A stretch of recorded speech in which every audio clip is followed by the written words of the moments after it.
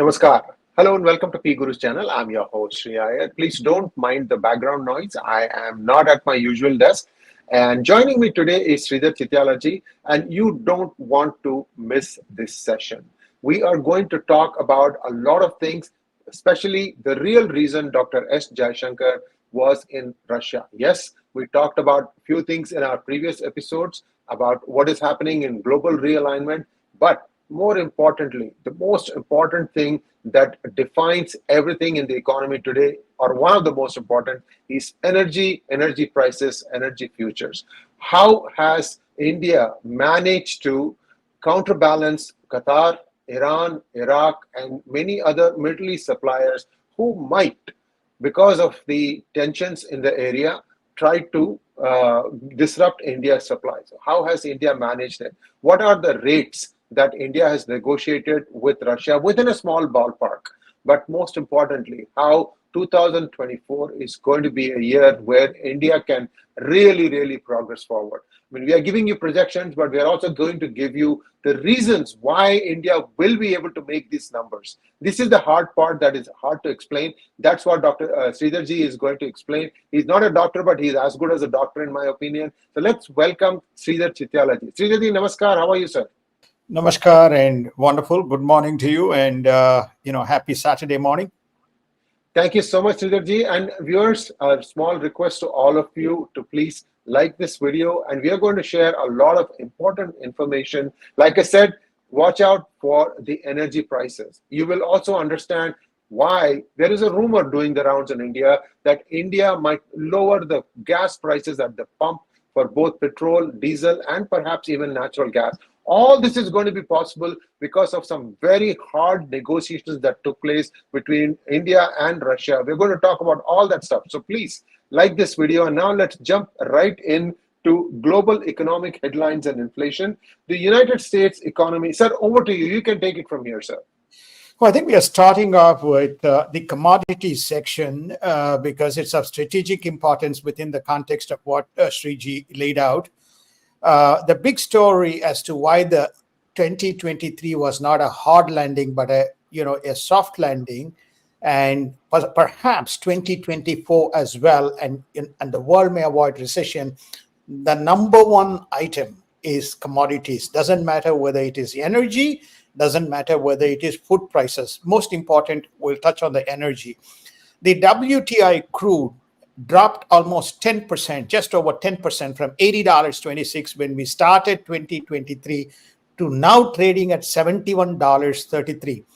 Possible within the context of huge pumping that United States has undertaken. It is at record production of 13.33 million barrels per day. And lo and behold, the climate agenda. So they're pushing their oil production, backed by Brazil, backed by Guyana, and we'll also wait and hear more from Angola. All these countries are helping to augment the supply cuts from OPEC, and how this flows into the Indian story we'll comment in a minute after Sree has his words. Thank you so much, sir. And now let's go back to the global economic headlines. And can we go to slide 1, please?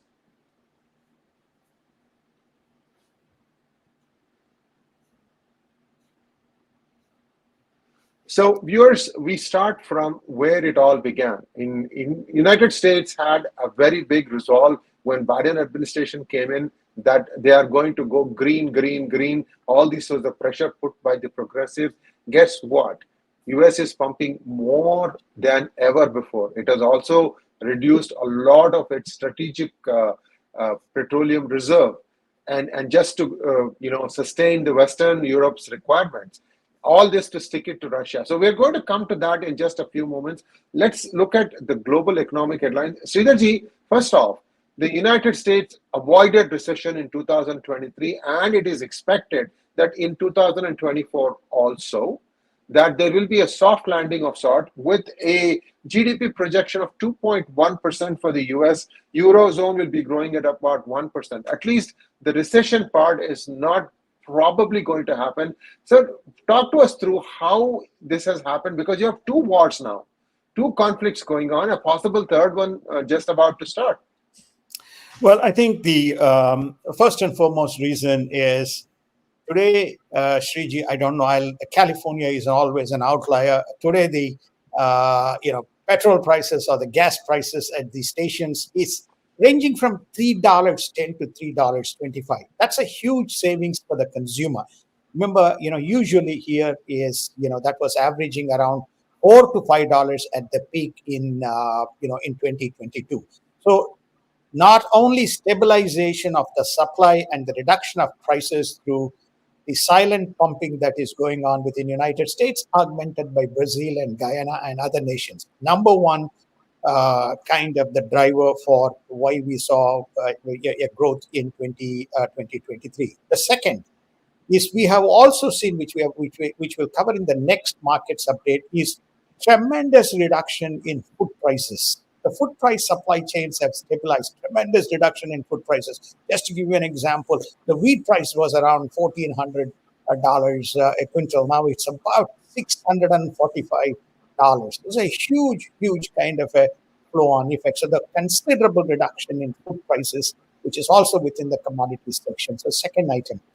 The third, I think, which is also important within a US context, is that a large chunk of the employment came from the government employment, and United States continued to borrow money. So there was steady state of recruiting by the government, plus money flowing in through borrowings has helped consumer confidence and stabilized. This in turn indirectly flew into the earnings of the corporate sector. That's reflected in the markets. So this is what helped Sree, as far as the US is concerned. That also flow into Asia, notably Japan. It also flow into Europe. The European markets performed well. Europe has been stabilizing itself from the dependency on Russia. And the big story is India. You remember, we had indicated to you that notwithstanding what IMF and World Bank predicted, the growth will be, GDP growth will be somewhere north of 7%. But IMF and World Bank predicted 6.2%. And I think that based on the first 3 quarters, the prediction is FY24, India will cross 7% GDP growth. We covered a little bit of this, but these are the kind of the headlines from the major markets, Sree, which drove 2023 forward. Thank you so much, Aaron. Let's go to the next slide, please.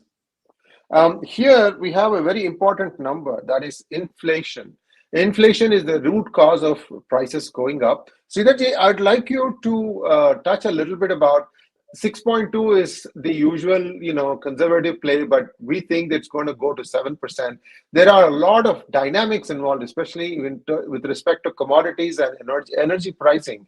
We'll be coming to that in a few slides from now. Hopefully, viewers, you have liked this video. Sridharji, 7%. Why is it not only possible, but perhaps India might even beat that? Well, I think that there are, as we touched on the first subject, which is energy prices. Number two is tremendous capital expansion, the PLI programs and the capital infusion and the overseas inflow of investments continue to pump Indian economy, because you need capital flows to drive expansion. That continues to happen. India today tops the emerging markets index. JP Morgan, we covered in one of the episodes, has listed India as the top. The third, which is also very important, the consumer sentiments and the consumer purchases has quite dramatically improved coming out of the COVID situation. And inflation in India has remained at the manageable level, somewhere between just north of 5%, not the target of 4.5, but even north of 5% is well below 7%, and well below even the 6% on the radar. So I think that India has managed better augmentation of supply, consumer demand, capital inflows, which in turn has fed into and that's also reflected in the stock market appreciation that one has witnessed. And India will continue to pump higher even in 2024, calendar year 2024. So these are some of the drivers of the Indian growth story, Sree. Thank you so much, sir. And now let's take a look at the equity markets, that is the stock markets. How well have the stock markets performed across the world? Next slide, please. Go ahead, sir. Yeah, this one. Oh, notwithstanding, on Friday, we closed a little lower. S&P finished record at 24% because of all the economic drivers that we pointed out.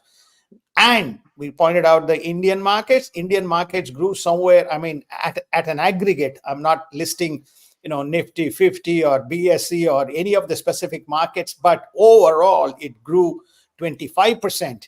That's a very, very significant number. And the other number that one has to look at is Indian economy. If you take $3.7 trillion to be the GDP, the market cap is around 4.16, roughly around 120% of GDP, which typically is the case in a free market kind of economy. Reverse it to China, which is about 50%. This also tells you that India is on the right track.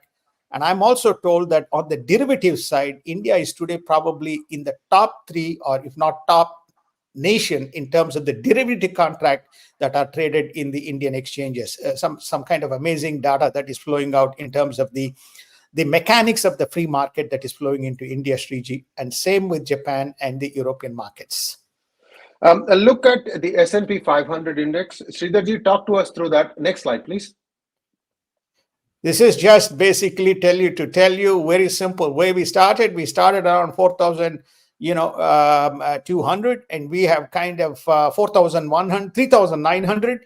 Well below the 4,000 mark. We really have shot up again. Very, very positive earnings, not just one segment, but across all the major sectors within the S&P. S&P is a very good barometer to indicate how the economy has performed across various sectors rather than a Dow Jones. Even Russell 2000 is a very good indicator. So this always sets the tone for the other markets. Japan grew around 30%. Europe grew around 22%, and India grew at 25%, all indicating that broad sentiments reflected on cash, investments, inflation, and supply. Thank you, sir. And let's go to the next slide, please. Sir, I have a question here before we jump into the details. Viewers, one thing is we can claim credit that we told you many months ago, I think at the beginning of 2023, that the rupee, US rupee exchange rate will be between a narrow band of 82 to 85. Surprise, surprise. Today, I think it is around 82 again, sir. Back to you, sir. Indeed. Remember one of the questions, some of the questions that came up is, whether India will get past 85 and inch towards. We said at that point of time, we don't see Reserve Bank will step in because two factors. One is the natural economic factors, and second, India may use its foreign exchange reserves to make sure that the currency doesn't get out of the control. But barring modest kind of intervention, the currency has remained between 82 to 83.5 or 83.2, as the case may be. And this has been the other kind of a great success story in terms of the currency stability of the Indian US dollar to Indian rupee. All other currencies, by the way, whether it is euro to US dollar to Japanese yen, GBP to US dollar, all of them have kind of what you call stabilized and performed better to the US dollar currency because of their own respective economies. As is often the case with the Chinese renminbi, which is highly kind of manipulated and correlated, they try to control it, and they also try to keep it in consistency with rest of the currency markets. But that's more a manipulated situation in my humble view rather than the true nature of the free markets. Yes, indeed. And I think we have shown this thing many times, Sridharji, in our channels about how the China uses various techniques, including printing the same note 4 times. So that's one of the things that we have shown before. Let's move on, sir. Let's take a look at US to India rupee chart. And this is something that is very unusual, sir. Usually, if US sneezes, India will catch a cold. But it has not been the case here. And talk to us a little bit about how India managed that. Well, I think that there are 3 reasons as to how India has done. Remember, we talked about exports. Exports is now around $780 billion in terms of the annual exports. It has grown from nowhere to a significant number that always bolsters the US dollar Indian rupee, which is namely to say that India is producing and sending it because there's a demand in the global markets. That's number one. Number two, India's FDI investments as well has grown to close to $85 billion annually. When we started 2023 or FY22 to FY23 or FY23 to FY24, we're around $74 billion. So there is a growth of almost more than 10 to 12% FDI that is flowing into India. So that's the second reason. The third, there has also been capital infusion that is coming in generally in US dollars from economies such as Japan, Korea, United States, etc., in terms of building the industry. So you are now beginning to see capital inflows, both direct and indirect, in the form of capital expansion, plant and machinery, and industrialization within India, with troubles looming in. So a lot of money that is otherwise would have gone to China is now coming into India on positive kind of economic factors, Sree. Thank you so much, sir. Now let's take a look at the precious metals, gold, silver example. Sir, gold was expected to reach at least 2,500 by the end of 2023, looking at the inflationary numbers at the beginning of 2023. While gold has risen, it has not risen as expected. A few things that you can explain to our viewers as to why gold didn't go up as much as expected, how the economics has worked out, sir, and also on a little bit on the silver prices. Well, I think the first and foremost, the gold prices were to some extent impacted by the geopolitical tension and the high US dollar fixed income or the high treasury rates. We just are below 4% right now, but almost throughout we were above 5% or very close to 5%. When you have yields at that price, naturally there is basically shift from gold to the US dollar. That's number one.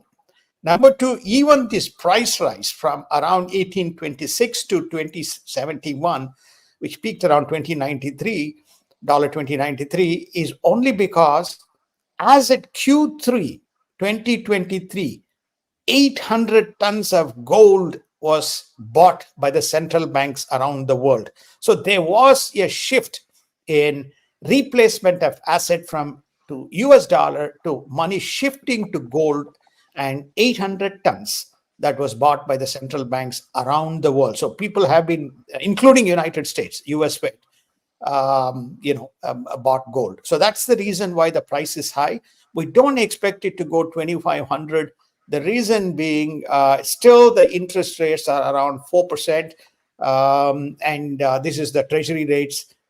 Should the treasury rates fall in 2024 as predicted, say 75 basis points is what Fed has factored. Let us say some market analysts think it's 1.5, 150 basis points. If it goes 150 basis points, then you may well see gold hitting that 2,500 mark. Right now, the projections are to hit 2,200 to 2,250 in 2024, Sree. Thank you, sir. And the prices of silver, platinum, and other metals have actually fallen. Is it because of supply or is it something else? No demand. Alternative. When you have, we'll come to the favorite topic, crypto, and we'll also, we are the only pundits, so people think we are Looney Tunes, so be it. And the story is that the gold prices, whenever there is a shift towards the fixed income US dollars, when there is an allocation to gold, then we also have crypto going, close to $1 trillion of market appreciation in the crypto market. So people have gone and put money elsewhere rather than less shiny palladium, platinum, and silver. All of them fell in 2023, Sree. Sridharji, I have to tell you this. I'm right now in Phoenix, and in the Phoenix airport, there's an ATM, sir. You can put in Bitcoin and you can encash dollars. It's here. I mean, I've seen it with my eyes. There's an ATM. So things are changing, and people are beginning to accept Bitcoin as something that is a viable currency. And I haven't traded it. I don't own any Bitcoin yet. And it's okay. It's a different mindset. Personally, what we do and what we are talking about in terms of pricing. So it was very interesting to see that there is an ATM, just like you go and get an ATM from dollars and rupees and things like that. There's an ATM for Bitcoin. You can withdraw cash from that. So see, this is the thing is, Arizona is on the border of United States. That gives you a clue, just like US has now said that consumption of marijuana is legal. Maybe consumption of Bitcoin also is becoming legal in a way that they can't stop. Anyway, let's take a look at gold pricing, sir. We can look at the gold chart. Next slide, please. Real quickly at the gold charts. Yes, I think I saw. Yeah, go ahead, sir. What was the dip in October for? The dip in October prices was the demand was slumping, and before the October central banks put 800 tons, bought 800 tons in that month, then you saw the prices kind of go up between October to November. So suddenly somebody said something is happening. Why gold? Why central banks are buying gold? Is the geopolitical tensions kind of, and this was around October 7th. Remember October 7th, remember the date? If you don't remember the date, please go back and check what happened on October 7th. Okay, so you will begin to understand as to, just like February 2022, what happened. Go back and check the February 2021, sorry, not 22. Go back and check what happened on October 7th, 2023. You will have some very interesting kind of perspectives as to what kind of caused the startup and the central banks and others to move. Thank you, sir. And next to the most important slide, in my opinion, in this particular episode, which is what is going to happen to energy prices. Viewers, Sree Iyer is going to walk us through a story here. He's going to start from the beginning of 2023, or probably even middle 2022, when Russia started exporting to India a lot of crude. Sree Iyer, you begin how far back you want, but also tell our viewers why they can expect some relief at the pump, right? Coincidentally, before the elections. Well, you can say whatever you want. Yeah, all this is going to happen before the election announcement, so expect something happening very soon. But here you will understand why that is happening. Over to you, Sree Iyer. Thank you. So we set the context. Thank you, Sree Iyer. We set the context as to the sliding energy prices was one of the big factors in terms of driving global economy. It has a huge cascading impact on India. And India, the external affairs minister, the strategic purpose, in my humble view, is black gold or black diamond, whichever way you want to call it, is oil, is the energy. So today, Russia has risen to the number one. It's almost number one supplier to India. On an average, the October purchases was around $80 per barrel, way above the $60 threshold, which the world had set for India in terms of sanctions and restrictions that they impose. As long as you are below $60, you can buy oil from. But it hit a very high price for various reasons. So Dr. Jaishankar made it a point to make it explicit that India will continue to buy from Russia, and India and Russia are strategic partners in the energy security. Energy here is both gas as well as natural gas, LNG. We'll come to Qatar in a minute. So therefore, now we are talking about India negotiating prices somewhere in, on an average price around $56, and two major ports which are used for, pushing or exporting from Russia into India. At $56, Mr. Modi has enormous capacity to put that flow-on benefit of that into the Indian economy in the election year, number one. Number two, they're going to also increase the supply, fearing in case there are disruptions from, let us say, Iran and Iraq, which are number two and number three suppliers to India, Russia will augment India's necessity in terms of sustaining and making sure its needs, domestic needs, are met. And Russia has fast moved into a supply chain which is almost close to 40% of India's energy needs, almost mimicking what Europe was to Russia is India becoming to Russia on the energy sourcing side, Sree, is very significant. And this is Russian Urals. There is also Indian ports or Indian refineries are capable of processing the Russian Urals or refining the Urals that can also be re-exported to the markets, which are adjacent or which are the trading partners of Russia. So this is a very significant development in terms of the first part of the discussions that Dr. Jaishankar had, and in his press conferences, he stressed this point. And this is also, I think India will also secure from LNG from Russia, and the LNG prices has dramatically dipped, as we will show in the chart. It's come down by 50%, almost $4.20 to $2.40. So therefore, you're beginning to see a significant reduction in LNG, which is hugely consumed in India. And of course, the gas or petrol, as is called in India, that's again. So it feeds into the Indian side in terms of, as they always say, onion prices and the gas prices in the oil, in the petrol stations determine the election outcome. So you're beginning to see the trends and why Dr. Jaishankar was in Russia. The other important, one more, and then I'll hand it back. Well, the one more important thing here is, should there be supply reduction from the OPEC, India is well covered to address its own needs, Sree. So therefore, and this will all be, by the way, in ruble, Indian rupee trade. Don't be surprised if Russian Urals or contracts are traded in the new gift city, multi-building markets, stock exchanges or trading exchanges that are likely to come up in the gift city. And where is gift city? Your guess is as good as mine. So all this was part of the strategic discussions. Plus, there's something more that's more geopolitical rather than commodities. Sorry, Sree. Now I'll hand it back to you. Thank you, sir. The takeaway is for India, it's going to be getting crude in the 2024 year time frame for some months at least at $56 equivalent, and it's going to be a rupee-ruble trade. Correct? Correct.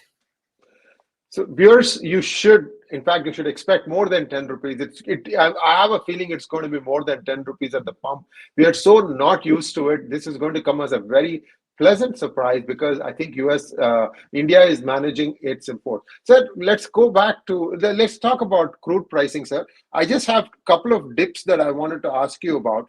See, in March, mid-March, there was a dip and that went down. Again, in mid-June, there was a dip. And again, mid-December, there was a dip. And again, now looks like it might be dipping again. So these are dips are happening. Okay, talk to us a little bit about where the dips are happening and why. The dips happened in those regions, especially around the May to June, July timeframes, as China, and then again in the March, April time, is two reasons. One is you saw the acceleration of the supplies. And there was also in March discussion, say March and June, July timeframes, that extension of the leases, not new leases, extension of leases to the current contracts that the U.S. Gas companies have contracts that they have on existing leases in the United States. That's one reason. The second reason is this was the period in which there was also Chinese economy dramatically dipped between 14 to 18%. So the demand also fell because China and India are two largest consumers or importers of the crude, shale oil and natural gas. So this is what caused the dips. And what's causing again? And the dip in December, the dip in December is caused again by this record production. They were, in the earlier part, we were around 10 to 11 million barrels. Now we have gone to 13.3 million, which is probably the highest in 40 years, Sree. And Brazil coming online is also another in terms of increasing its production. New things happening in Guyana in terms of its production. Watch for the news in December that happened that Angola is quitting OPEC. It is small, but it is a sign of things in terms of the confrontation that's happening between the smaller producers and the big producers on OPEC in terms of strangulating with supply cuts. Thank you so much, sir. And just wanted to touch upon this. So, viewers, again, to recap, for as far as India's imports of crude are concerned, right now India is going to be getting its most crude from Russia, and then the other things where it is getting some from Iran and Iraq and UAE. That part, UAE probably is still going to continue to pump, regardless of what happens in Israel, regardless of what kind of saber rattling Iran does. But Iran stands to lose out perhaps in this if this thing takes to the next level, and India might start getting it from other places. We mentioned that Venezuela, Guyana. I think, sir, the bigger one is Qatar. Qatar has been, sort of sitting on an ivory tower, but it's been climbing down. Whether you take a look at pardoning the death sentence on Indian Navy sailor personnel, to now realizing that India has other opportunities, other options, especially since we are talking about a close to 45% drop in liquefied natural gas prices. This should also reflect at the household, gas cylinder prices need to go down, right? So Sridharji, and liquid. So talk to us a little bit about LNG, how Qatar has been defanged, if you will. I can't find a different word than that. It is defanged. Very simple. Qataris are the greatest and shrewdest and smartest business people in the world. In the Middle East, they are. You tell them it's a straight line across the coast from Qatar to India in terms of LNG. You have a problem in Red Sea. You have a problem in Straits of Hormuz. You have a problem in Persian Gulf. India is not impacted. So let's do a deal. So maybe soon we will know what the deal is, but the deal is dollars and the trade is LNG. So uninterrupted supply, guaranteed market pricing, augmentative as a risk hedge. India has done a deal with Qatar. They can wink and release the 8 people, Sree. That would be wonderful news, sir. Again, these are all, you can say as long as you want that these are all election gimmicks. It's not election gimmicks. It takes a lot more than to just call it off as a gimmick. It's much more than that, especially given that there is a very loud segment of the population which has been doing a lot of frothing at the mouth. You're seeing how the Western cities are being, confronted. This Christmas was a horrible, horrible experience for many shoppers. I don't know how much malls are going to take a hit. We will know only in the next quarter, just because of the disruption that has been happening, not just at the malls. Yesterday, World Trade Center, there was a disruption. Times Square disruption. And it is expected that on 31st night, there will be again another disruption, demonstration in Times Square. Relentless, relentless. And I think this is where people are beginning to understand that there is one thing called Palestine and there's another thing called an act of terror that Hamas committed. So we'll wait and see on that. Sridharji, lastly, to our last important, most favorite topic, cryptocurrencies. Sridharji, this is something that is surprise, because I thought that crypto was headed downwards. Actually, it is going up again, and there is this little matter of diamonds. Now, the diamond producing countries, such as there's a club that Belgium operates out of Belgium, and they are saying that blockchain needs to be used in the diamond supply chain so that people can figure out where the diamond starts, so that you can always know that this is not a blood diamond. Viewers, you know what a blood diamond is. I don't have to go through that part. Talk to us a little bit about the rise of cryptocurrency, sir. Well, I think there's great news. For the doomsayers, they can continue to sit by the sidelines and be doomsayers. The market cap in aggregate of crypto went from about 795 billion to today is around 1.64 trillion. Now, hold your breath. The market predictions are it will double in 2024. So we'll go to about $3.2 trillion in 2024. You want to pick the trade and you want to make the trade and go for it. What is driving it? I think there's more stability and accepted norm that crypto is here to stay. Why? Because major fund managers are contemplating to float ETFs of crypto in the US market. Imagine ETFs of crypto in the US market. What does it do? We had minor aberrations. So instead of 2023, now that gets deferred to 2024. BlackRock, for example, has got application pending. I believe JP Morgan probably also is contemplating an ETF. Couple of other large fund managers. All that does, it gives confidence and boost that this is here to stay. We gave enough data about the crypto, but people said it is going to doom.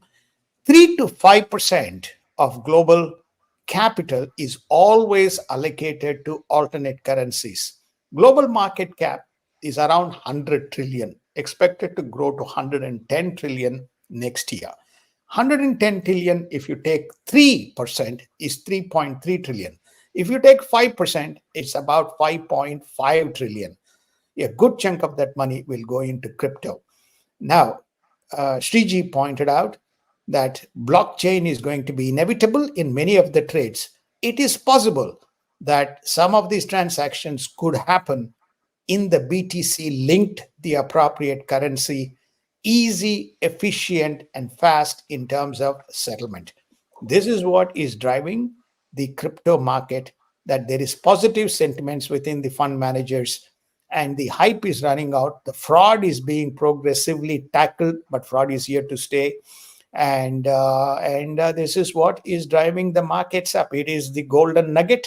It's efficient and it is usable and it's very simple. Thank you so much, Sridharji. And viewers, this is the, I'm not able to read it clearly. One second.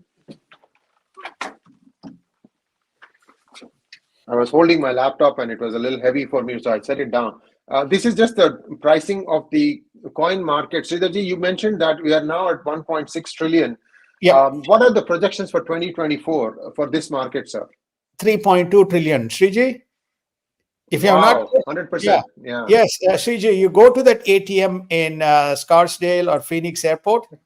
You take $100 and buy a Bitcoin, or $500 and buy, and guaranteed you will be very rich by end of 2024, Sree. Okay, so you can it's not the Bitcoin trading that scares me as much as the paperwork that I have to submit at the time of taxes, sir. That's the one that really is. I have to mention even 1 cent trading. I have to mention that this is just the way the IRS looks at people using Bitcoin. Thank you so much, sir. Now we have one more slide, actually 2 more. A global political roundup. Talk to us a little bit about what happened yesterday, because US also is firing back at some of the targets in Syria, which are controlled by Iran, or at least backed up by Iran, sir. Yeah, so we completed the market summary, and we wanted to, because there's lots of things that are going on, so we didn't want to leave it till Tuesday. So we're just giving you key headlines. The most important, 2 important headlines. One is Israel has now struck Islamic Jihad targets in Syria, Hezbollah targets in Lebanon, and reaches deep into Gaza, striking Hamas targets both in northern Gaza and as far as southern Gaza is concerned. The reasons are very simple. This is what has forced the Islamic Jihad to say, oh, we'll now kind of sit down and try to negotiate a truce, negotiate a ceasefire. Until then, they walked away from the Egyptian called meeting. Also, from Syria and Iraq, these Iran-backed militias attacked the U.S. bases and injured few personnel, and U.S. attacked no less than 9 sites, inflicting damage to the Islamic Jihad groups operating principally Hezbollah, in these regions. So you can begin to see they are not willing to let their pressure down, and you are beginning to see action propping up in the region, Sree. On Europe, sir, Europeans are at the end of the Ukraine war. That looks like they are getting tired. Now, Lavrov is trying to, do some back channel negotiations. I know India is also trying to get involved in this. How do you foresee Ukraine-Russia conflict in 2024? Do you think there might be some sort of a settlement? Well, both Russia and Ukraine don't want to fight this war any further because it is draining both their resources. And Russia continues to inflict damages. Ukraine continues to respond. This goes on. But it was very interesting that Lavrov saying that some of the European nations are talking to him in terms of, hey, can we sit down and discuss peace, in terms of how to march towards a peace. So I expect in 2024 a resolution. At least the US Republican and Democratic senators are saying Ukraine has to concede some ground if there has to be some kind of move towards a ceasefire. It's possible that 2024 we may eventually see some kind of a rapprochement between the two countries. As far as the Russian economic situation is concerned, given India has provided stability in terms of its supplies, it's quite possible that Russia may say, okay, enough is enough. Let's kind of sit down and chat. And Sweden might join NATO finally after Turks have taken out or removed their conditions. Sir, this is also to me very significant because Turkey has been standing tough, talking tough for the three Scandinavian countries from entering into NATO. So this again tells us that perhaps Turkey's position in this whole bargaining table of NATO and NATO membership and so on is weakening. Well, I think it's not only weakening. Russia is caught in between. You remember that if, it is a big arbitrator. We covered this in DGI. It's the arbitrator of the Black Sea movement. It is the custodian of the Black Sea movement of the ships. If there is a complete kind of a shutdown caused by the Iranians, notwithstanding they're sympathetic to the Iranians and they're trying to push all of the blame on the Israelis, which prompted Netanyahu to say, go to hell. You first, you please look at yourself and do what you're doing to PKK. So I think what you're seeing is Russia softening. All Sweden did is, we will not host PKK people that you oppose any further. Now, what happens to people inside? They stay. So the mere condition that they will not be sympathetic was enough for the Turkish parliament or the committee to pass that they will now cede and concede ground for Sweden to be accepted as a NATO member. Very significant development, Sree, in Europe. And now finally, China has a new defense minister. Indeed. Mr. Dong Jun has been elected the new commander, who was the Navy commander, is the new chief.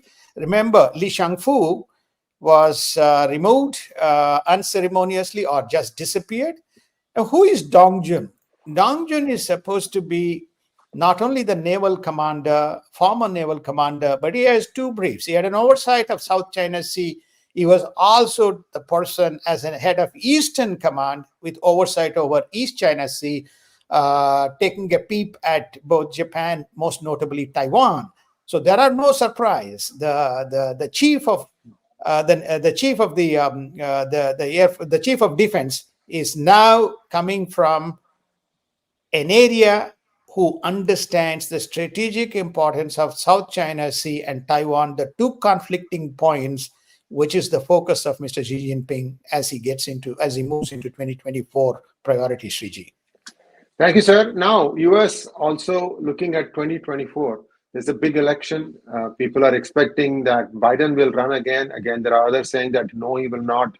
But overall, things were expected to be worse than what they turned out to be in 2023 as far as US economy is concerned. Sridharji, looking forward, how do you see the elections play out? Assume that Trump will be the Republican nominee.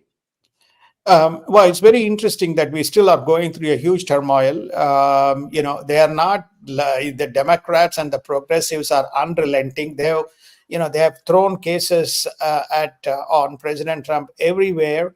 Now they are adopting the last resort because quite a few states are under Democratic control. Few states, close to 30 states are under Republican control. So the Democratic states, namely Colorado and Maine and others are to follow suit. They are adopting the strategy of not having President Trump on the electoral list, and they're saying that because he committed insurrection on January 6th, so as per the state laws, that it doesn't permit. Remember, there's nothing that has been done to say that he's responsible and he has been prosecuted or he has been punished or he's been found guilty. But these are all presumptuous assumptions. So we'll continue to see chaos as we lead up to the pre-election scenario, which is announcement of candidate and the states basically announcing once Supreme Court, there's a case that's going to the Supreme Court. Once Supreme Court rules on it and President Trump cannot be taken out of the electoral rolls, then the game begins, Sree, and it's going to be very interesting as to how this is going to play out. By the way, we are just still collecting data, what happened in 2020. That will give a huge impetus to Sreeji's book. What is the book, Sreeji? Who painted my state purple? Exactly. So therefore, that book will be, what shall I say, vindicated, or people will be saying, oh, what did she write? What did she write in this book? Because it seems to be coming true. So I think there's a lot that is going on. I don't know when that those results are formally going to be published, which basically says that there was major instances of issues, especially on the mail votes, especially mailing votes, where people who actually did mailing votes have indicated what exactly happened and how the laws were kind of violated. So that will set the context, Sree, for 2024. All indications are, it is either Trump or it is going to be Madam Nikki Haley right now emerging as the strong candidates to be one of the Republican nominees. And Biden, there's no news from the Democratic Party other than many people are dissatisfied within the Democratic Party that Biden would be a big liability going into 2024.